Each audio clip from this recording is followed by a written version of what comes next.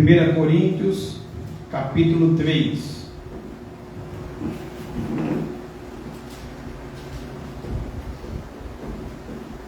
Amém? Amém. Diz assim a palavra do Senhor: Eu, porém, irmãos, não vos pude falar como a espirituais, e sim como a carnais, como a crianças em Cristo.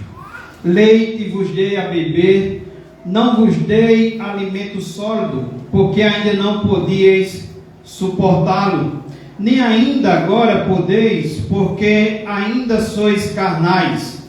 Porquanto, havendo entre vós ciúmes e contendas, não é assim que sois carnais e andais segundo o homem?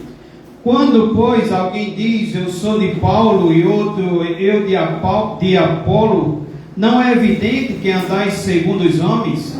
Quem é Apolo e quem é Paulo? Servos por meio de quem crestes, e isto conforme o Senhor concedeu a cada um. Eu plantei, Apolo regou, mas o crescimento veio de Deus. De modo que nem o que planta é alguma coisa, nem o que rega, mas Deus que dá o crescimento. Ora, o que planta e o que rega são um, e cada um receberá o seu galardão segundo o seu próprio trabalho. Porque de Deus somos cooperadores, lavoura de Deus, edifício de Deus sois vós. Segundo a graça de Deus que me foi dada, lancei o fundamento como prudente construtor, e o outro edifica sobre ele. Porém, cada um veja como edifica. Porque ninguém pode lançar outro fundamento, além do que foi posto, o qual é Jesus Cristo. Contudo, se o que alguém edifica sobre o fundamento é ouro, prata, pedras preciosas, madeira, feno, palha, manifesta se tornará a obra de cada um, pois o dia a demonstrará, porque está sendo revelada pelo fogo, e qual seja a obra de cada um, o próprio fogo o provará. Se permanecer a obra de alguém que sobre o fundamento edificou, esse receberá galardão. Se a obra de alguém se queimar, sofrerá ele dano, mas esse mesmo será salvo, todavia, como que através do fogo. Não sabeis que sois santuário de Deus e que o Espírito de Deus habita em vós? Se alguém destruir o santuário de Deus, Deus o destruirá, porque o santuário de Deus que sois vós é sagrado. Ninguém se engane a si mesmo. Se alguém dentre vós se tem por sábio neste século, faça-se astuto para se tornar sábio, porque a sabedoria deste mundo é loucura diante de Deus. Porquanto está escrito, ele apanha os sábios na própria astúcia deles. E outra vez, o Senhor conhece os pensamentos dos sábios, que são pensamentos vãos. Portanto, ninguém se glorie nos homens, porque tudo é vosso. Seja Paulo, seja Apolo, seja Cefas, seja o mundo, seja a vida, seja a morte, sejam as coisas presentes, sejam as futuras, tudo é vosso, e vós de Cristo e Cristo de Deus. Bondoso Deus, aqui está, Senhor, a palavra lida nesta noite. Acreditamos na orientação do Teu Santo Espírito, dependemos dela e te pedimos que o Senhor age no nosso meio e em nós. É assim já te oramos e pedimos no nome de Jesus. Amém. Amados irmãos, no capítulo 1, só para lembrar os irmãos e também a quem está nos visitando nesta noite, no capítulo 1 a gente viu que a igreja é o povo chamado por Deus. E a igreja, sendo o povo chamado por Deus, a gente viu 3 pontos: que a igreja é um povo chamado à santidade. Se a igreja é um povo de Deus, a igreja é um povo chamado à comunhão com Cristo, e a igreja é um povo chamado para glorificar a Deus. Esse foi o primeiro capítulo. Já o segundo capítulo, Paulo nos traz acerca das glórias do Evangelho, onde vimos também 3 pontos, e percebemos também a Trindade, a ação da Trindade nesses 3 pontos. O Evangelho está centralizado na morte de Cristo na cruz. O Evangelho foi concebido na eternidade e faz parte do plano eterno de Deus. E o Evangelho é revelado pelo Espírito Santo por intermédio da palavra de Deus. Nesse capítulo de hoje, capítulo 3, Paulo vai falar para a gente sobre a igreja. Então, Paulo ele traz 3 metáforas aqui diferentes. Primeiro, que que a igreja é uma família. Aí, segundo, a igreja é um campo. E terceiro, que a igreja é um templo. E Paulo, ele traz isso nos mostrando que a igreja é uma família cujo alvo é a maturidade. E segundo, que a igreja é um campo cujo alvo é a quantidade. E por fim, a igreja é um templo cujo propósito é a qualidade. Então vamos examinar esses 3 pontos nessa noite. E eu lhe convido ao primeiro ponto, que está do versículo 1 ao versículo 4. Deixe sua Bíblia aberta e vamos ver do versículo 1 ao versículo 4 que a igreja é a família de Deus, cujo alvo é a maturidade. Meus irmãos, observando os versículos de 1 a 4, fazendo mais uma vez aqui a leitura, para que possamos ir memorizando mais, o apóstolo Paulo diz: eu, porém, irmãos, não vos pude falar como a espirituais, e sim como a carnais, como a crianças em Cristo. E ele diz: leite vos dei a beber, não vos dei alimento sólido, porque ainda não podíeis suportá-lo, nem ainda agora podeis, porque ainda sois carnais. Porquanto, havendo entre vós ciúmes e contendas, não é assim que sois carnais e andais segundo o homem? Versículo 4: quando, pois, alguém diz, eu sou de Paulo, e outro, eu de Apolo, não é evidente que andais segundo os homens? Então, meus irmãos, Paulo, ele não está aqui ensinando que existe um pensamento aqui, que aqui teríamos 2 categorias de crentes, né? E aqui não é isso que Paulo está ensinando. Os crentes carnais, alguns vão dizer que aqui seria a ideia de que tem crentes carnais e tem crentes espirituais, ou tem crentes maduros e tem crentes imaturos. Essa tese, essa defesa, meus irmãos, de que o crente carnal recebeu a Cristo como Salvador, mas ainda não recebeu como Senhor, essa ideia de que o crente está justificado, mas ainda não está se santificando, essa ideia de que o crente é salvo, mas ainda não obedece a Cristo, isso é uma falácia. Não é isso que o apóstolo Paulo está ensinando. Pois, irmãos, aquele que ainda não recebeu a Cristo como Senhor, nunca o recebeu como Salvador. Cristo não é Salvador de quem ainda ele não é Senhor. Entretanto, por que Paulo chama os crentes de Corinto de carnais? Essa é a grande pergunta. E a imaturidade e a carnalidade dos crentes de Corinto eram resultantes de 2 fatores. Primeiro, em primeiro lugar, a imaturidade é consequência de não se ter apetite espiritual.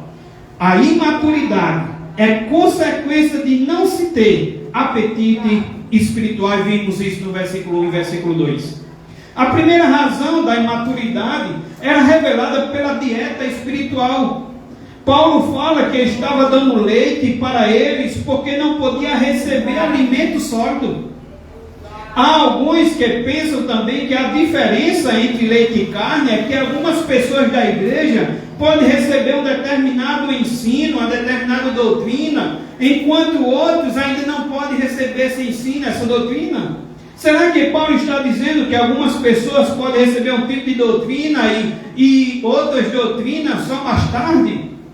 Eles podem receber outro tipo de doutrina mais tarde, por exemplo? Não é isso que Paulo está dizendo. A diferença aqui que Paulo está dizendo, meus irmãos, é acerca de aprofundamento. Irmãos, ele diz: porém, irmãos, não vos pude falar como a espirituais, e sim como a carnais, como a crianças em Cristo. Eu não pude, irmãos, quando eu estive com vocês, escrevendo a vocês, eu não pude escrever, eu não pude falar como a espirituais, mas sim como a carnais, como a crianças em Cristo. Eu não pude me aprofundar. Então aqui a diferença é de aprofundamento. Você ensina as mesmas doutrinas para uma classe de crianças e também pode ensinar a mesma doutrina para uma classe de doutorado. Não existe doutrinas secretas destinadas apenas para alguns irmãos e outros não. Os mesmos temas que tratamos em uma classe dos mais pequenos são também estudados pelos crentes mais maduros. Leite e carne aqui é uma mesma verdade, estamos falando da mesma verdade. João Calvino dizia que Cristo é leite para os bebês e carne para os adultos. Você pode ensinar para a criança sobre Jesus de tal maneira que ele entenda, e você pode ensinar num curso de pós-doutorado, por exemplo, sobre Jesus, aprofundando as mesmas verdades. Então, as mesmas verdades que se dá num curso de pós-doutorado, por exemplo, ela pode ser dada na salinha das crianças. A mesma verdade que ensinamos para teólogos, ensinamos também para as crianças mais pequenas. Então, o que acontecia com a igreja de Corinto era que havia passado muito tempo, e preste atenção nisso, havia passado muito tempo e os crentes ainda estavam no início da sua fé, na base, nos rudimentos da sua fé. Esses crentes não demonstravam sinais de maturidade no conhecimento e nem na palavra de Deus, e nem na prática da palavra de Deus. Por isso, Paulo chama de crianças espirituais. Vocês não têm desenvolvidos no conhecimento, e uma prova disso é de que vocês não têm mostrado isso na prática. Vocês estão como bebês ainda espirituais há tanto tempo e vocês não se aprofundaram, vocês não cresceram. Por isso, Paulo chama de crianças espirituais. O texto de Hebreus 5, do 11 ao 14, por exemplo, revela que a maturidade não é apenas uma questão de conhecimento, mas, sobretudo, meus irmãos, a maturidade é uma questão de prática. Há crentes que nunca deixam os rudimentos da fé cristã, não se desenvolvem, não se aprofundam. Quem sabe tem faltado muito a quinta-feira o estudo bíblico. Quem sabe não tem feito seus devocionais em casa. Quem sabe tem desprezado as profecias, tem desprezado o culto, a pregação. Há crentes que nunca deixam esses rudimentos da fé cristã, que não se desenvolvem, que não se aprofundam, estão sempre bebendo leite. A maturidade, meus irmãos, ela não é alcançada apenas pelo conhecimento da palavra. Diz o autor aos Hebreus que o alimento sólido é para os adultos que pela prática tiveram suas faculdades exercitadas. Por que é que os crentes de Corinto eram bebês? Porque eles ouviam e não colocavam em prática. Por isso, Paulo está dizendo que é preciso que alguém chegue e ensine sempre as mesmas coisas a vocês. Os crentes de Corinto não exercitavam o que ouviam. Por isso, Paulo os chama de crianças espirituais. Um crente imaturo está sempre empolgado com o início da sua fé, com o seu conhecimento básico, com os seus rudimentos, porém não demonstra interesse em se aprofundar na palavra de Deus. Ele não tem apetite por alimento sólido. Ele não tem gosto pelo estudo minucioso, meticuloso das Escrituras. Ele não tem prazer na lei do Senhor, nem se cansa no estudo da palavra do Senhor. Em segundo lugar, a imaturidade é consequência de relacionamentos mal orientados, versículo 3 e versículo 4. Porquanto, havendo entre vós ciúmes e contendas, não é assim que sois carnais e andais segundo o homem? Quando, pois, alguém diz, eu sou de Paulo, e outro, eu de Apolo, não é evidente que andais segundo os homens? A imaturidade, meus irmãos, é conhecida quando os crentes deixam de viver em união para formarem partidos dentro da igreja. Um crente imaturo, em vez de construir pontes de comunhão, ele cava abismo nos relacionamentos. Em vez de ser um ministro da reconciliação, ele está sempre se envolvendo em intrigas e contendas, formando partidos e grupos dentro da igreja. Ele cria ou ele segue facções dentro da igreja, em vez de se empenhar pela paz. Paulo usa a palavra aqui para criança, para designar os crentes de Corinto. O cristão carnal é aquele cuja vida não é dirigida pelo Espírito. Aquele que não discerne todas as coisas espirituais. Não discernindo a vontade de Deus, o que é que eles fazem? Provocam divisões na igreja segundo líderes humanos. No versículo 1, onde vimos Paulo falar da palavra carnais, a palavra carnais no versículo 1, ela nos traz o sentido de que eles eram carnais porque não havia crescido pela falta de alimento sólido. Já no versículo 3, meus irmãos, a palavra carnais no grego, ela tem aqui o sentido de uma censura moral. Eles eram aqui carnais porque andavam segundo a vontade da carne. Paulo chama os crentes de Corinto de carnais, pois eles estavam criando partidos dentro da igreja e seguindo a filosofia do mundo, em vez de seguir as orientações da palavra de Deus. Eles traziam esse tipo de pensamento mudando para dentro da igreja. E eles diziam, eu sou de Paulo. Outro dizia, eu sou de Apolo. Outro dizia, eu sou de Cefas. Outro dizia ainda, eu sou de Cristo, como já vimos. Paulo então lhes diz, vocês são carnais na medida em que vocês fazem grupos dentro da igreja. Naquela igreja havia pouco amor e muita competitividade. Os partidos dentro da igreja são sinais de imaturidade e de carnalidade. Hoje, meus irmãos, há muitas divisões e rachas dentro das igrejas, porque os crentes são imaturos. Muitos pastores atualmente se tornam autoridade máxima dentro das igrejas, porque são carnais e andam segundo os homens e não segundo o Espírito de Deus. Há obreiros, impostores que se arrogam como donos da igreja e tratam a noiva do Cordeiro como sua propriedade pessoal. Essa atitude é uma blasfema, usurpação. Nós precisamos estar muito atentos a isso. O alvo de Deus para a igreja é a maturidade. A igreja é a família de Deus, cujo alvo é a maturidade. O que Deus espera dos membros da igreja, meus irmãos, é a maturidade. Nós não temos de seguir a homens, nós temos de seguir o Senhor da igreja.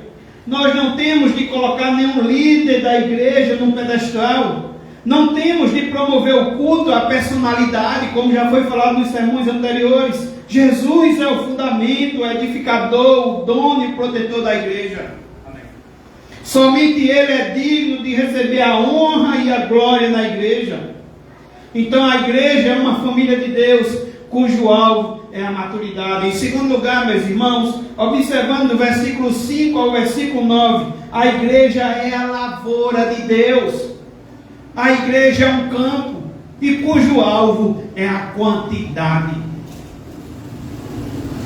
Paulo mostra agora que a igreja é o campo onde Deus semeia. Cristo comparou o coração humano, lá em Mateus, a um terreno onde a semente da palavra é semeada. A igreja é como um campo que deve produzir fruto para Deus. Jesus disse que cada um de nós é ramo na sua videira, na videira verdadeira. E o propósito do ramo é o que, meus irmãos? É produzir frutos. Se ele não produzir frutos, o que é que o texto diz? Ele é cortado e lançado fora. A tarefa do ministério é cultivar o solo, é semear a semente, é regar, é plantar e fazer a colheita dos frutos. Nós somos como os obreiros que trabalham nesse campo. E esse campo, meus irmãos, é a própria igreja. Na igreja há diversidade de ministérios. Há aqueles que preparam o terreno, há aqueles que regam, há aqueles que semeiam e aqueles que colhem o fruto na hora da colheita.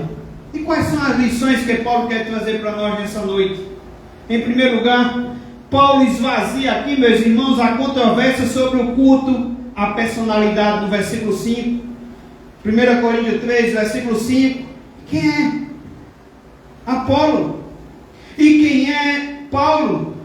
E ele mesmo explica: servos por meio de quem crestes, e isto conforme o quê? Conforme o Senhor concedeu a cada um. Quem é Quem é Apolo? Quem é Paulo? E ele mesmo dá a resposta: servos por meio de quem crestes. Assim Paulo denuncia a infantilidade aqui, a carnalidade da igreja, pois seus membros estavam andando segundo os homens. Paulo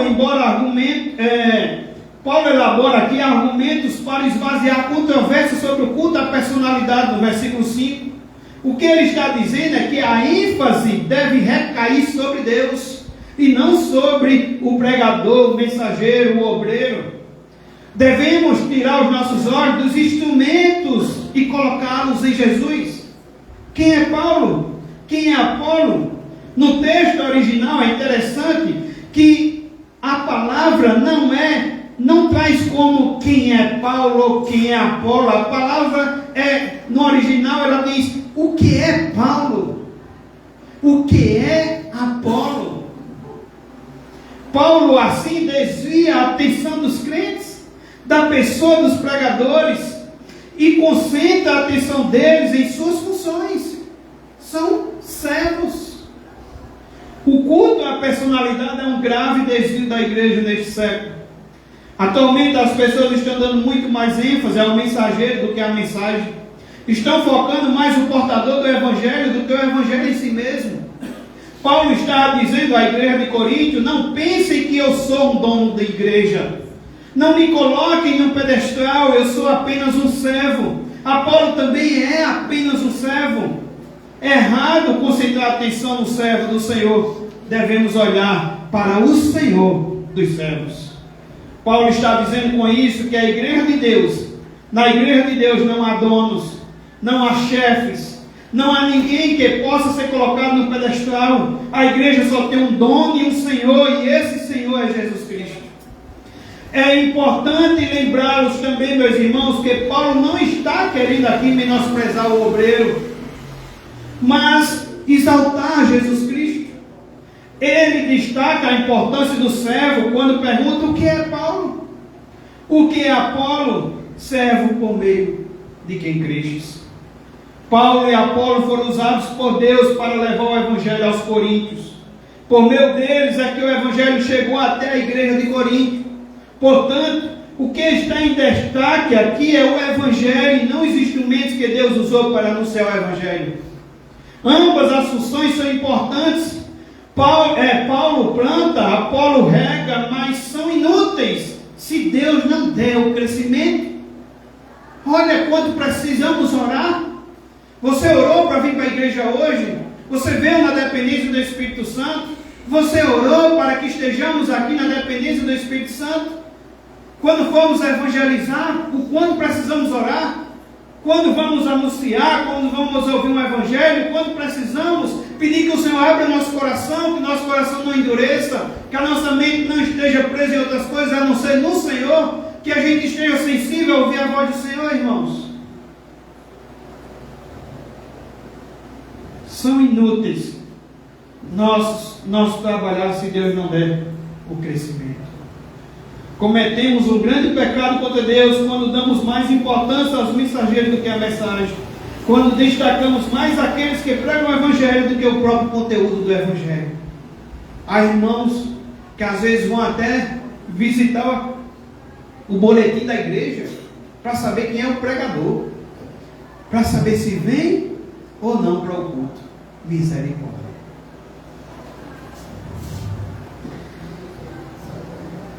Misericórdia. Meus irmãos,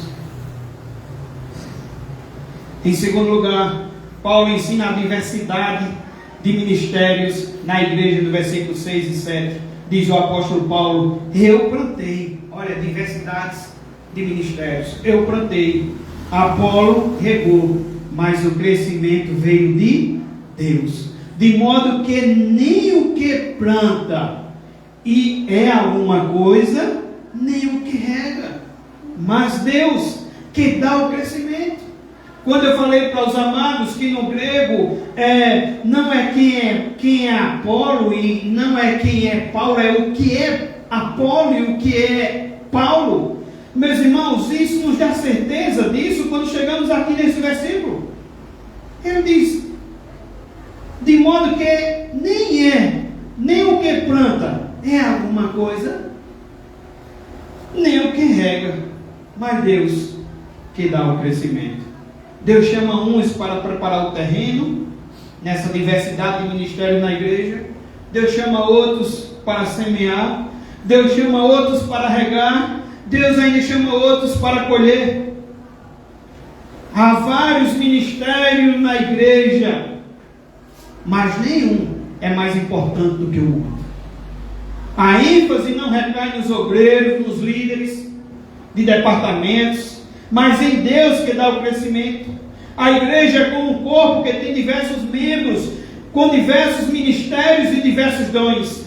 A vida e o crescimento da igreja são um milagre que só Deus pode realizar. O crescimento numérico, meus irmãos, pode até ser fabricado, mas o crescimento espiritual só Deus pode produzir. Em terceiro lugar, Paulo ensina a interdependência dos ministérios na igreja no versículo 8. Ele diz no versículo 8: ora, o que planta e o que rega são um. Apolo e Pedro não estavam aqui competindo na igreja entre si. Ao contrário, Apolo, Pedro, Cefas, que é Pedro, eles não estavam competindo na igreja entre si. Ao contrário, cada um estava fazendo o seu trabalho sobre o quê? Sobre o senhorio de Cristo. Há diversidade de ministérios, mas unidade de propósito. Ele diz no versículo 8: o que planta e o que rega são um. Há diversidade de ministérios, mas unidade de propósito. O plantar e o regar são tarefas vitais, importantíssimas, e cada uma depende uma da outra. Não estamos competindo na obra, meus irmãos, estamos trabalhando todos para a obra do Senhor. Não somos rivais, somos parceiros. O texto vai dizer que somos cooperadores de Deus. Nós não estamos brigando para ter um espaço diferente na igreja. Nós somos um. Nós estamos no mesmo barco, no mesmo time, na mesma obra e com o mesmo objetivo, mesmo propósito. Em quarto lugar, Paulo ensina que não há espaço para vaidades pessoais no ministério da igreja. A grande ênfase de Paulo é sobre Deus, não é sobre o homem.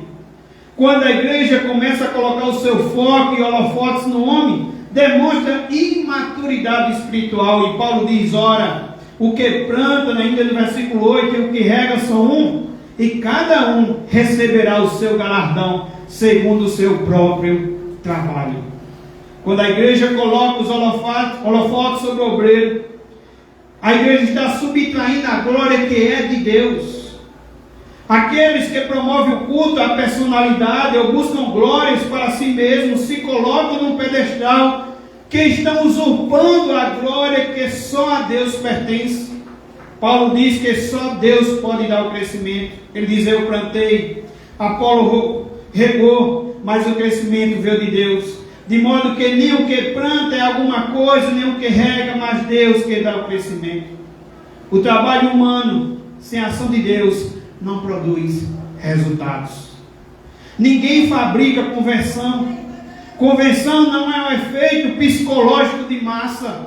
Não é produto de algum impacto teatral em que você cria um efeito psicológico sobre o auditório.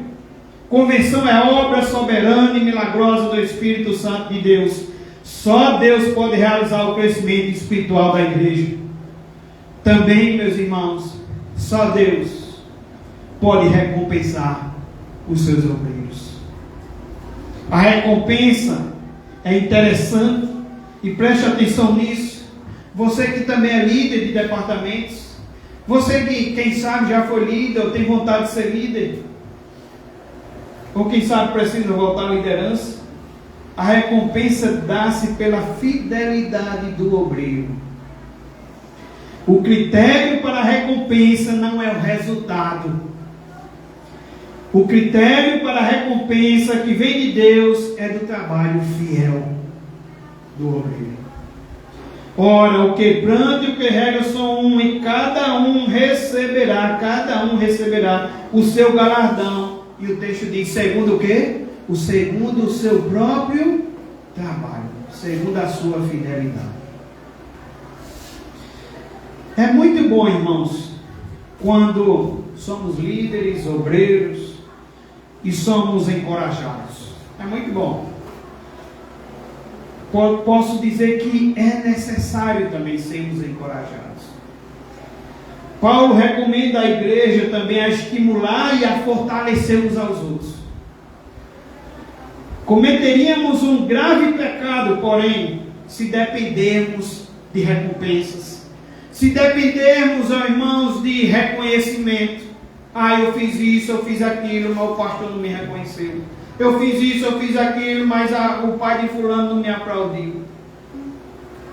É um grave erro, um grave pecado, se dependermos de recompensas, reconhecimentos e aplausos humanos para fazermos a obra de Deus.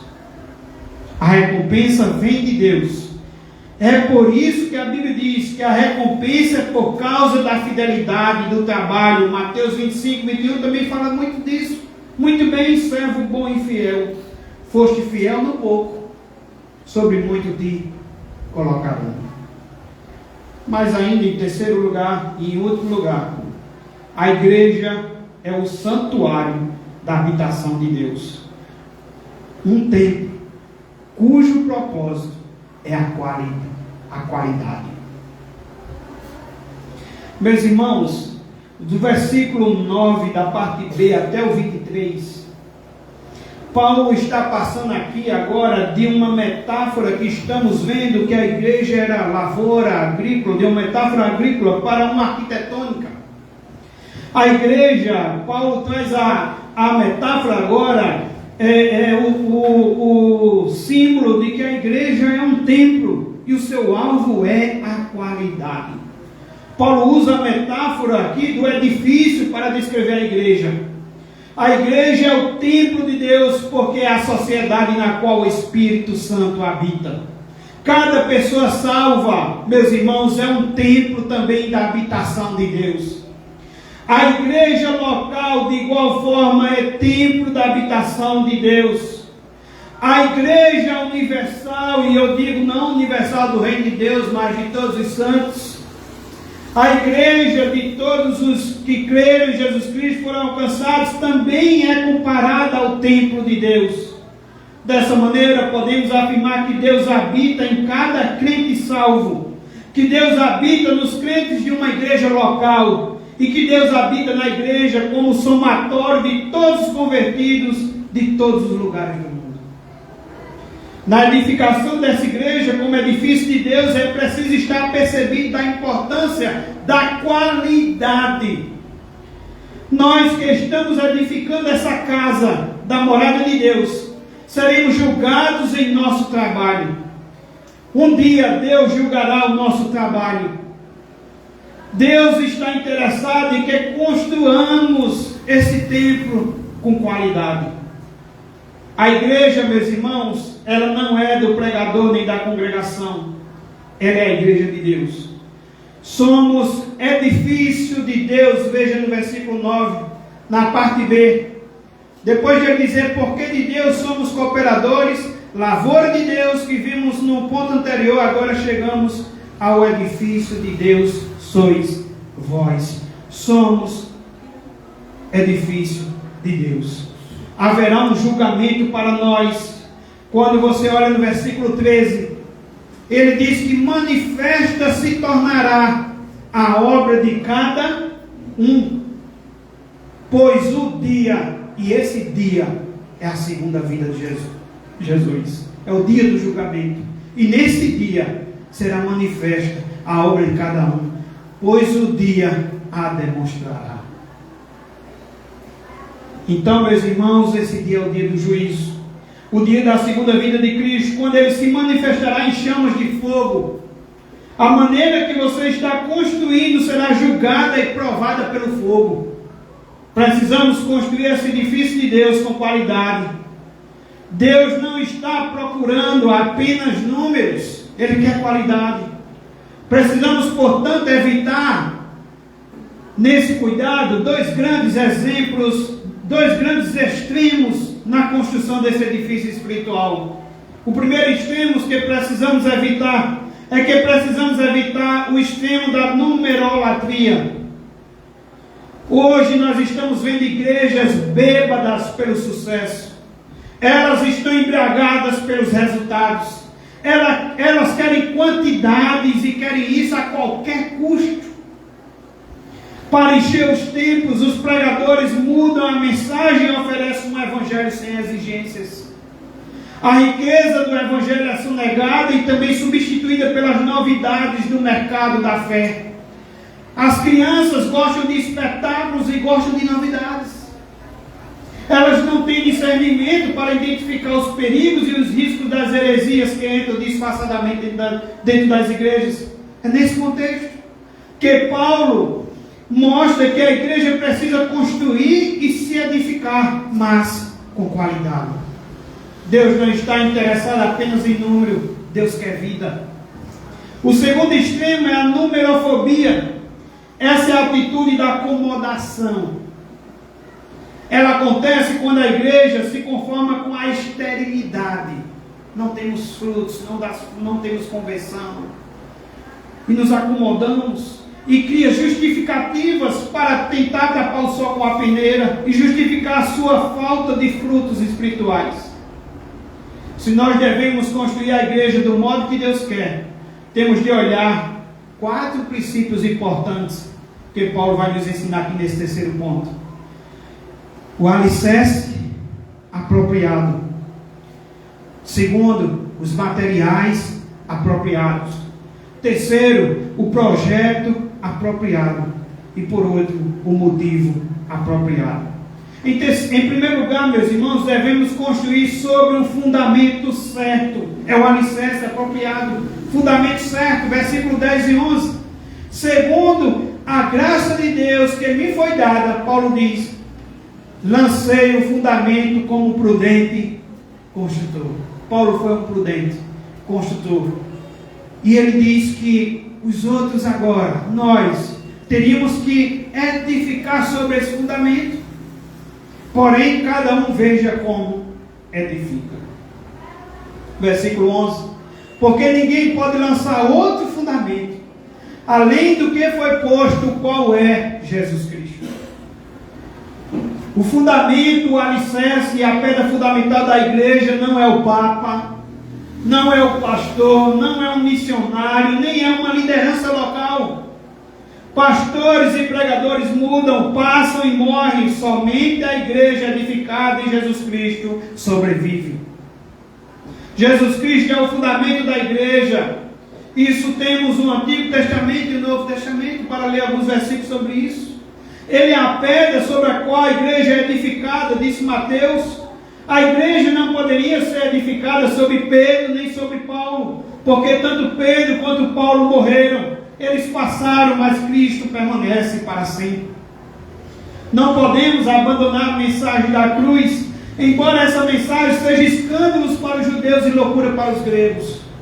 Paulo diz, eu estou determinado a pregar só Jesus, e o fundamento da igreja é Jesus. Paulo está dizendo que quando o crente deixa de edificar sobre o fundamento, ele começa a naufragar na vida. Seria loucura, meus irmãos, construir uma casa sem lançar um fundamento certo. Também seria uma irresponsabilidade construir uma casa lançando um fundamento errado. Em segundo lugar, precisamos construir, além do fundamento certo, construir com o material certo. Versículo 12 ao 17. Contudo, se o que alguém edifica sobre o fundamento é ouro, prata, pedras preciosas, madeira, feno, palha, manifesta se tornará a obra de cada um, pois o dia a demonstrará, porque está sendo revelado pelo fogo, o qual seja a obra de cada um, o próprio fogo o provará. 14. Se permanecer a obra de alguém que sobre o fundamento edificou, esse receberá o galardão. Se a obra de alguém se queimar, sofrerá ele dano, mas esse mesmo será salvo, todavia, como que através do fogo. Não sabeis que sois santuários de Deus e que o Espírito de Deus habita em vós? Se alguém destruir o santuário de Deus, Deus o destruirá. Porque o santuário de Deus, que sois vós, é o quê? É sagrado, é santo. Paulo usa duas categorias aqui de materiais. Primeira categoria, Paulo usa materiais como ouro, prata e pedras preciosas, que pertencem a uma categoria, meus irmãos, que podemos dizer que são permanentes, que são belos, valorosos e que são difíceis de ser obtidos. Depois ele cita outra categoria, que é a madeira, feno e palha. Esses pertencem a uma espécie de material que não é permanente, é temporário, barato e que é fácil de obter. E o que representa todo esse material? Esse material não está falando de pessoas, mas está falando, meus irmãos, de doutrinas, de verdades, do verdadeiro Evangelho. Muitas pessoas estavam tentando construir a igreja com um evangelho misturado com a filosofia pagã. Um evangelho secularizado, centrado no homem. Para Paulo, este tipo de pregação era madeira. Estão entendendo? Era madeira, era palha, era feno. Ouro, prata e pedras preciosas podem somente significar a verdade. A madeira, palha e feno só pode significar o erro. Devemos construir com material nobre, duradouro e permanente. Um material que resista ao fogo do julgamento. É preciso que o obreiro cave para encontrar esses materiais, porque ouro, prata e pedras preciosas não são encontradas na superfície. É preciso cavar na palavra, mergulhar nas profundezas das riquezas de Cristo e se alimentar dessas finas iguarias. Se o obreiro ficar sempre na superfície, sem jamais se aprofundar, ele acabará construindo com palha, com feno e com madeira. Esses são materiais encontrados em qualquer lugar da superfície. O livro de Provérbios nos lembra uma mensagem que o irmão Eldilson trouxe no lar. O livro de Provérbios, irmãos, apresenta a sabedoria da palavra de Deus como tesouro que precisa ser procurado, protegido e investido na vida diária.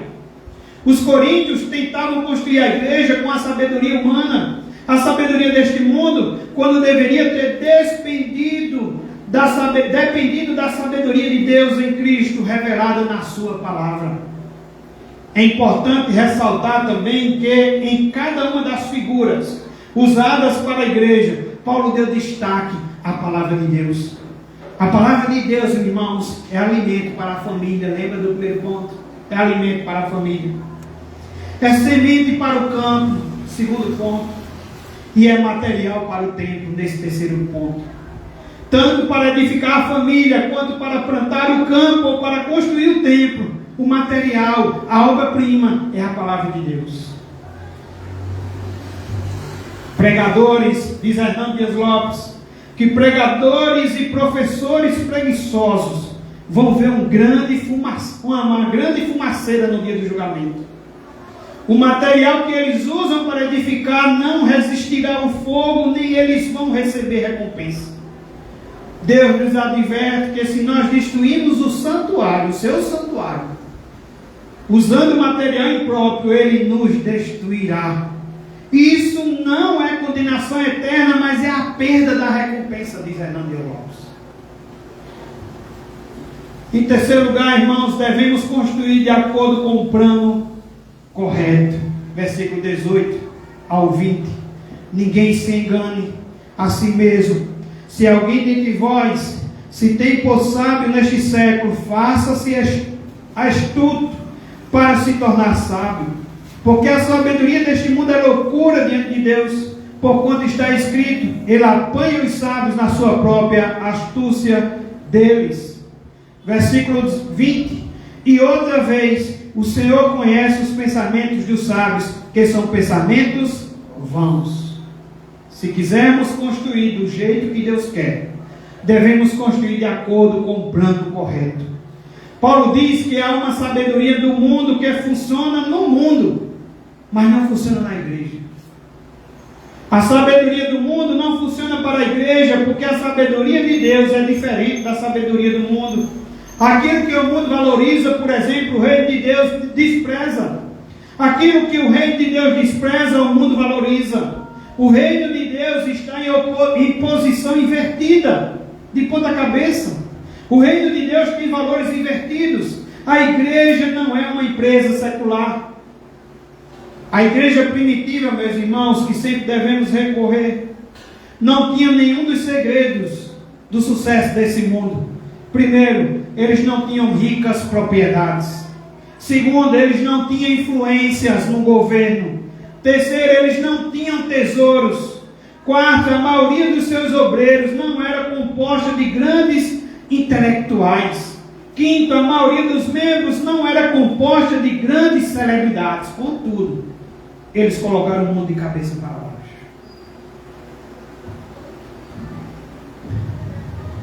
Há um comentarista que ele diz que o mundo depende de dinheiro.